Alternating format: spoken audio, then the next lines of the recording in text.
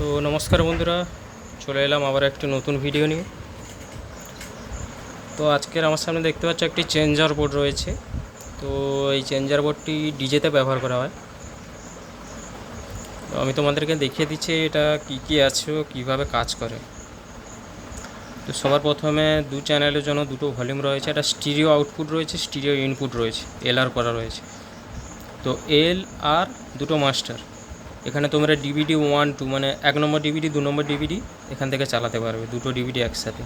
Plus তোমরা ব্লুটুথে connect করতে পারবে, ব্লুটুথ প্লাস ডিভিডি, এটা এই জন্য সুইচ করা রয়েছে। আর এই দুটো রয়েছে তোমার আউটপুট, মানে এই আউটপুটটা এখান থেকে বেরোবে, এখান থেকে তোমরা মিক্সচারে কানেক্ট করতে পারবে। এই সুইচটা হচ্ছে এই বোর্ডটিকে ডাইরেক্ট করার জন্য, আর এই বোর্ডটিকে ডাইরেক্ট বাদ দিয়ে মিক্সচার থেকে লাইনটি আউটপুট করে এখানে ইনপুট করার জন্য, মানে তোমরা এটা মিক্সচার থেকেও চালাতে পারবে। আমি তোমাদেরকে পেছন থেকে দেখিয়ে দিচ্ছি।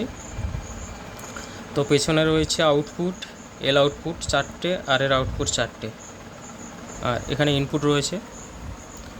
এখানে তোমাদের ব্লুটুথের ইনপুট রয়েছে এল আর, ডিভিডি 1 ডিভিডি 2 এল আর, দুটো করে ইনপুট।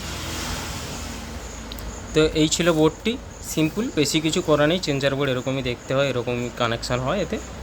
তো এটাতে তোমরা 4টে 3টে 5টা ডিভিডিও কানেক্ট করা যাবে, যেরকম যার ডিমান্ড সেরকম তৈরি করা হবে। তো তোমরা যদি এরকম বোর্ড তৈরি করতে চাও, অবশ্যই ডিসক্রিপশানে নাম্বার দেওয়া আছে, সমস্ত ডিটেলস রয়েছে, আমাকে ওখান থেকে কল করে নিও।